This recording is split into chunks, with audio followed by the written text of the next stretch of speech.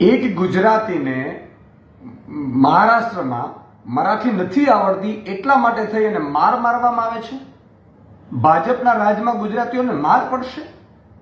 ગુજરાતી નથી, મતલબ મરાઠી નથી બોલી શકતા તો ત્યાંના ગુંડાઓ, ભાજપા સપોર્ટેડ ગુંડાઓ અને ભાજપાના સરકારમાં ગુજરાતીઓ ઉપર અત્યાચાર થઈ રહ્યો છે મહારાષ્ટ્રમાં, અને મુખ્યમંત્રી પણ બોલતા નથી કશું. એક ગુજરાત સરકારનું કોઈનું નિવેદન નથી આવતું. એટલું જ નહીં, મહારાષ્ટ્રીનો હોવા છતાં સી.આર. પાટીલને ગુજરાતે અપનાવ્યા છે.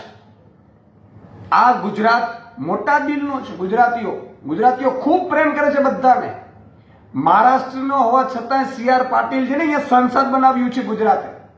અહીંયા પ્રદેશ અધ્યક્ષ તમે બન્યા છો ભાજપના, ગુજરાતમાં રહીને. છતાંય તમે કોઈ ગુજરાતીઓ પર અત્યાચાર થશે તમારી સરકારમાં કોઈ બોલશે નહીં. આ તો કેવો ન્યાય છે?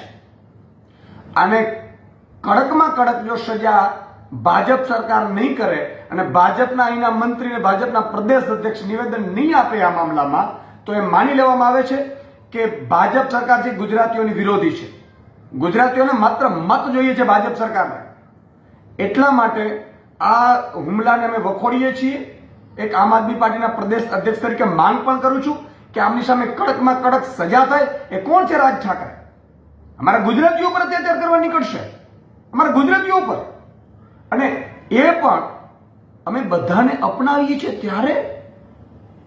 એટલે ભાજપ સરકાર આમની સામે પગલાં લે, નહીં તો એ માની લેવામાં આવશે કે ભાજપ છે એ ગુજરાતીઓની વિરોધી છે. જય જય ગરવી ગુજરાત.